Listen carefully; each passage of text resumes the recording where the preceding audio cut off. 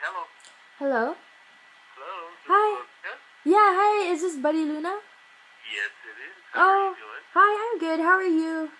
Good, good. Thank you Thank you. for thank you for letting me interview you. No All problem.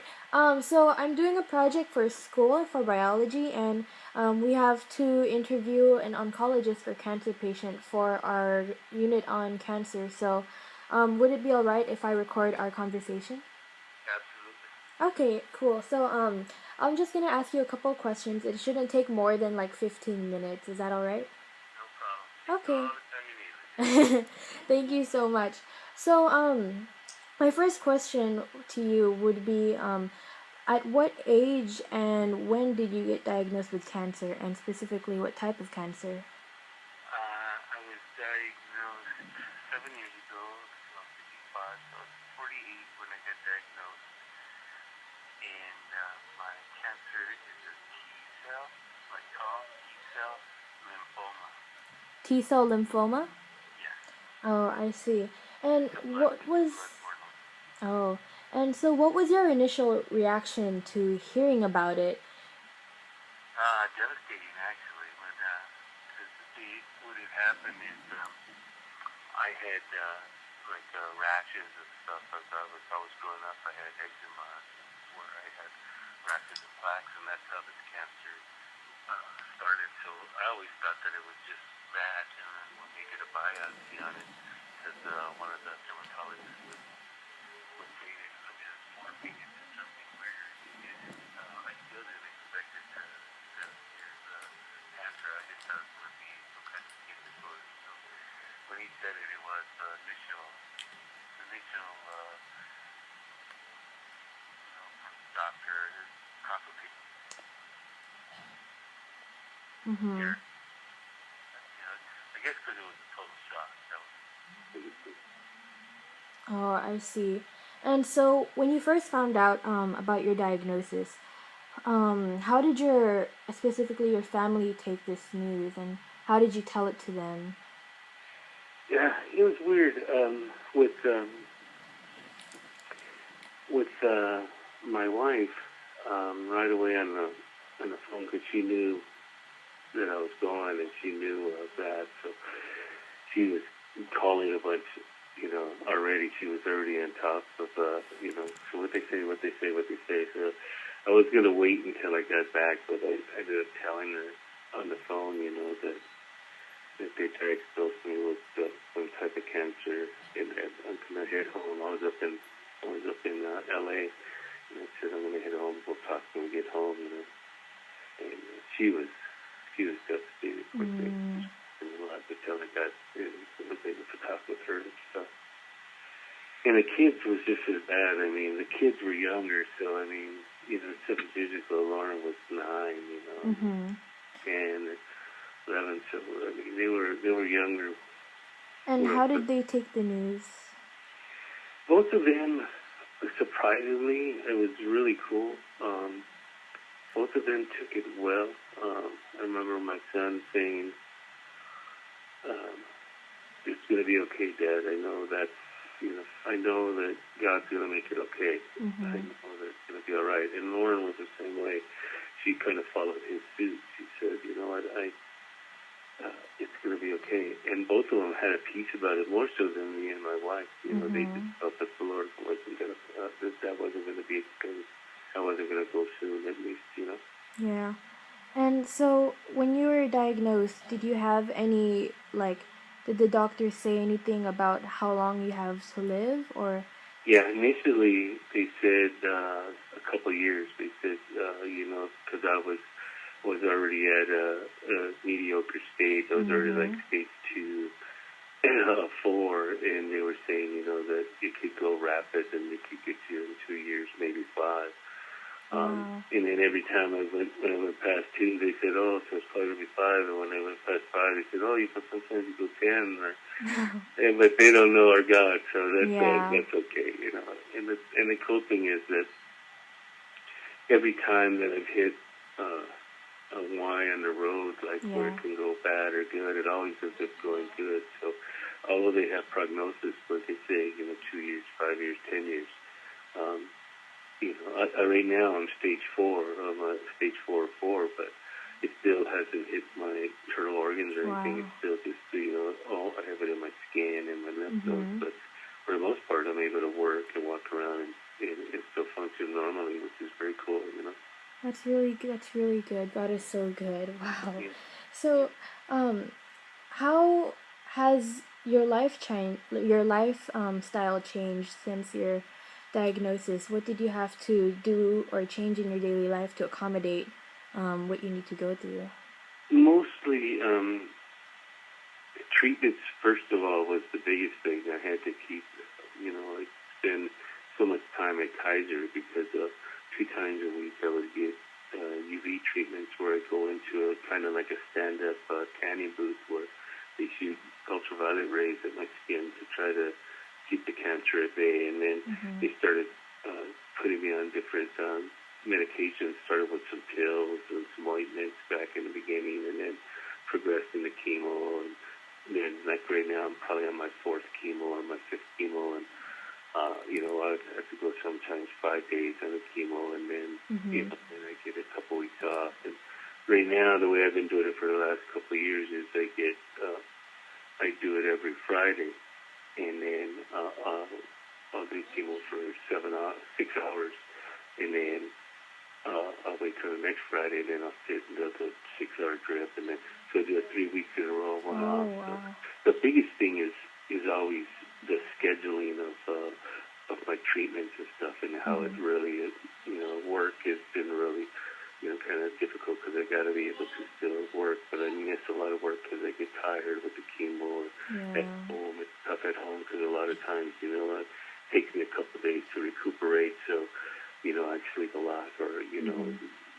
like after a chemo on a Friday, Saturday, I'll sleep most of the day. So it's kind of the biggest effect on every day is just uh, scheduling of treatment appointments, and just a lot of sleeping, a lot of resting. Yeah. So you talked about how difficult and busy it was for you since you started getting treatments. Has there any been a point in your life or a milestone in your life where you just felt so desperate or felt like giving up because of your cancer?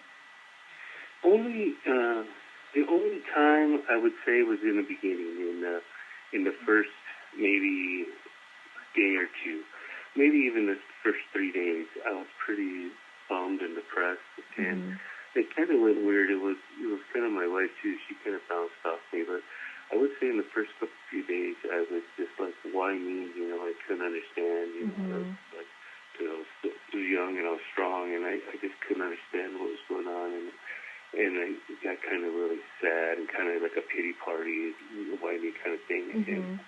And I started like just feeling depressed, and just saying, it's not even worth it. I did, I got so, the kids are so young, and this and that. Yeah. And then, really, by the grace of God, thank God, born again, by the grace of God, He snapped me out of it. It's like, what, why not you? You know what? I could use this to benefit others. I could use this to help others that are going Yeah. through stuff. You can be a beacon, and it was like real clear. He told me, hey, don't sit here and have a pity party and curl up in the corner. I could use this for my glory, and I need you to be strong. And it was like an instant revelation. And then when I ended up sharing that with my wife and encouraging her, she got the Holy Spirit touched her and gave her the same kind of thing, and we both kind of Mhm. bounced back. But it was only that initial first part. Ever since then, and it's been, like I said, 7 years. Yeah. The only time that I've ever get down is just when I'm really tired, or when I'm in a lot of pain, or like after radiation treatments. There was time like all the skin came off of my foot, and then Mhm.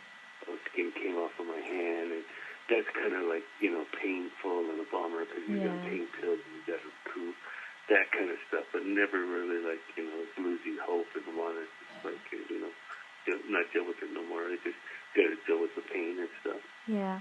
So, how has your family or your kids or just basically anyone around you supported you when you were going through these times? You know, Excellent. I mean, My wife is perfect because she acts like a nurse. She turned into nurse mode once I got diagnosed. So she's always able to do any kind of bandaging up and anything that I need for any kind of my treatments or for my follow-ups or just taking care. It doesn't bother her. Nothing ever grosses her out or weirds her out. She's fine. And she really goes into nurse mode, and my kids, they just they're ultra supportive and that they're always, picking up my slack anytime I can't do nothing or I'm not feeling up to something. They're always picking up my slack. They're always doing stuff, and they're always, oh, Dad, I got it, and it's for them. And it's the same with my, my sisters and brothers and all of them. Everybody kind of just really is so supportive as far as giving me space and not expecting much out of me, and that does a lot when you're going through stuff. People don't expect you to do the same things you've always done and be able to keep up at the same pace that you always have. It's a real relief when you get that kind of support. Yeah. Well, that's great to hear. Yeah. So, last couple questions. I would tell me about your family background. Is there any history of cancer in your family? And if so, like, were you expecting, I know you weren't expecting cancer for yourself, but would you have ever expected yourself to have gotten this if there was a history in your family? It's kind of weird because with my mom's side, there was, her father had died of a cancer that was like a skin cancer, and her mom died of bone cancer, and her brother died of stomach cancer, all in their 50s, 60s. My grandma, I think, was maybe even almost 70. So they all had it, but on my dad's side, there was not much cancer at all, and I looked like my dad, and I had, resembled my dad. I had more genetics of my father, so it was kind of weird, because, and he had the skin disorders. He had psoriasis. Some symptoms. I always thought that all was going to be the extent of it, But it was weird because and then my mom, she's had a battle with breast cancer, but she's been cancer-free for 6 years, I guess 7 years, and she's still with it.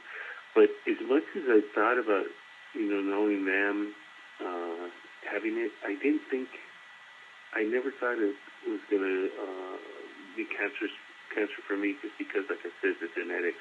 Because my mom's white and my dad's Hispanic, and really, you look at me, you can't even tell I'm white. So I go, that's just, that's the white side of the one that gets cancer all the time. So it's actually not, so kind of cool. Oh, so it sounds like there is a history in your family, yes?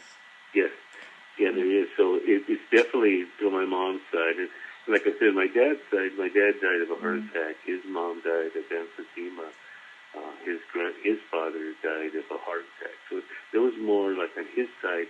It was always like lung, heart attack. Somebody had, I think a couple of his brothers had died from different disease or something like that. Where on my mom's side, it was actual cancer. So yeah, there's definitely a string there. There is a string.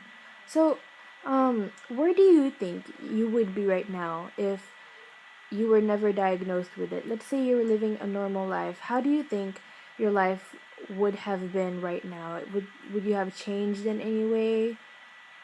Yeah, I think it would have. I would have been a lot. I think I would have been able to do a lot more and accomplish a lot more. The last 7 years, it's really kind of put a stop to a lot of my activity and my abilities to at work, at church, everything, because of fatigue and nausea and just the battling it. Where I think if I didn't have the cancer, just that alone, just being able to have more energy and more time away from being at Kaiser all the time would get an impact, in my life. I think I could accomplish more because I had to put everything on hold and fight this battle kind of thing where you just all your emphasis is on trying to do your treatments, trying to stay, not getting infected, not trying to keep your wounds tended. It becomes the course of the day. Mm-hmm. So, obviously, like, the diagnosis is still there, but did having cancer in any way change the way you saw your life, or, like, did it make any great impacts, good or bad, that it's left on you? Yeah, I would say for me, good-wise, especially again, being born again, it makes a difference in Yeah, somebody yeah, I that's not agree. saved. Because for me, being saved into cancer brought a perspective that was that I could have went, long without ever thinking twice about, the longevity of your life. And when Mm-hmm. when you find out something like that, it makes you realize, that life is short, and Yeah.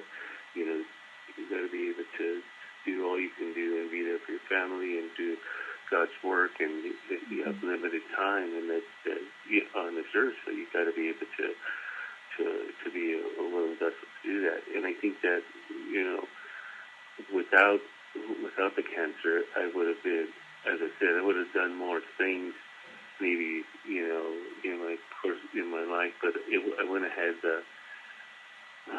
the sweetness of it. I mean, now you actually appreciate everything. I truly appreciate life more, and I Yeah. appreciate my family more. I appreciate my days more, and I long to be with the Lord. But at the same time, you're able to just appreciate everything more. And I think that the cancer has enriched me like that.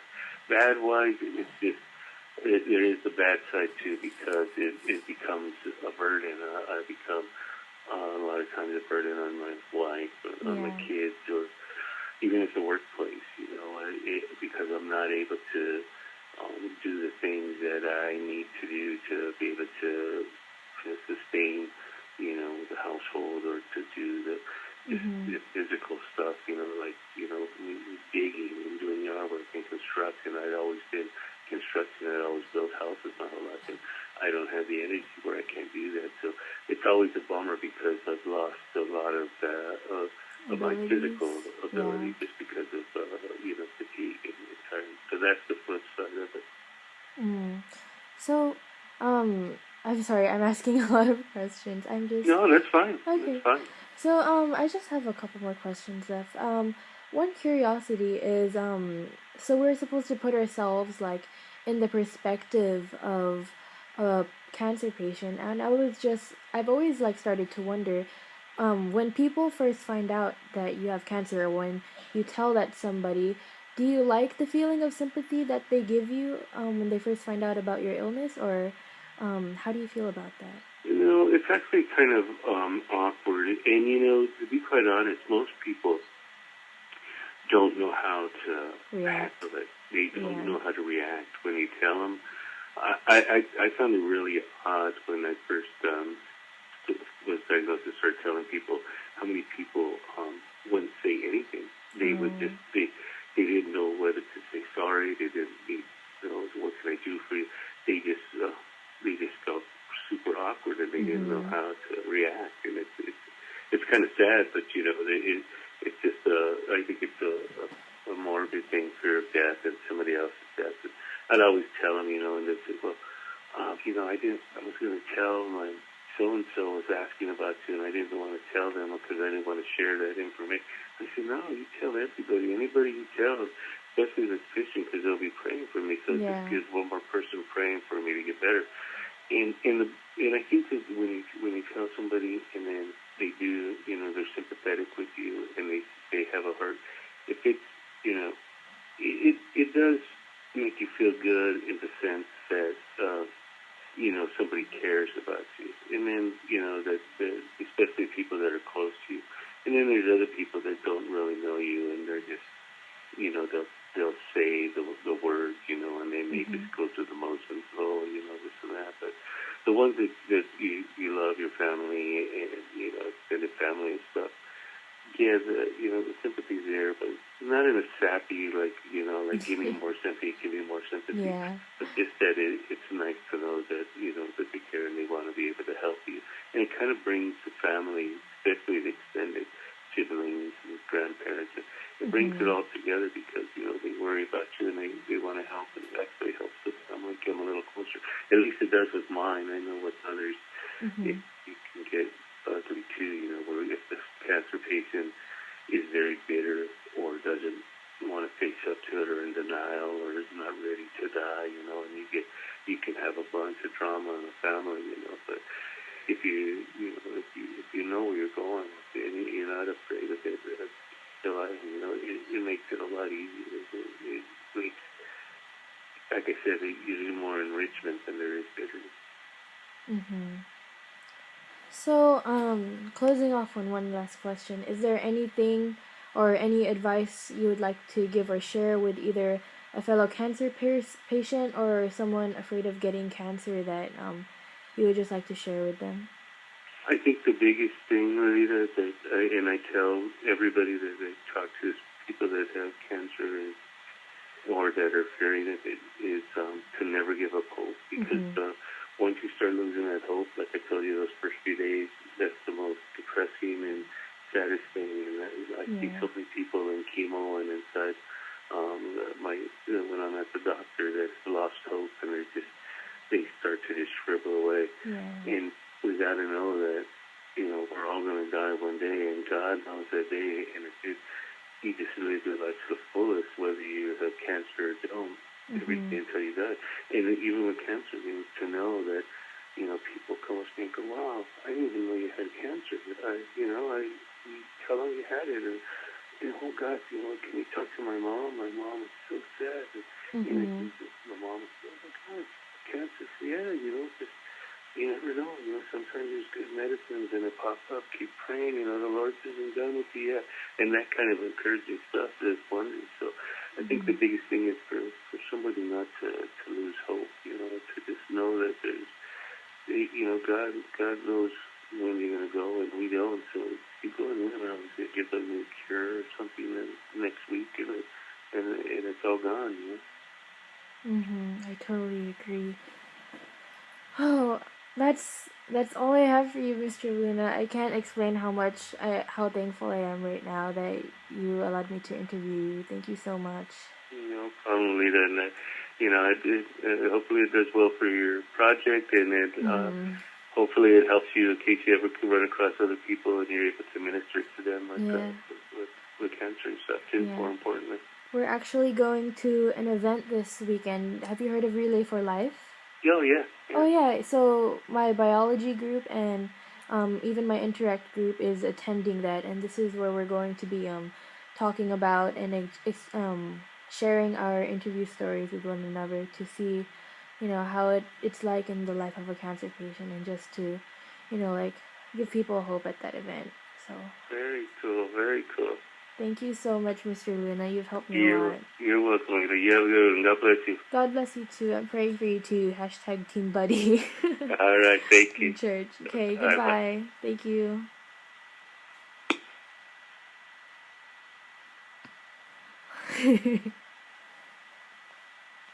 That was my first interview ever. Oh, that # Team Buddy thing.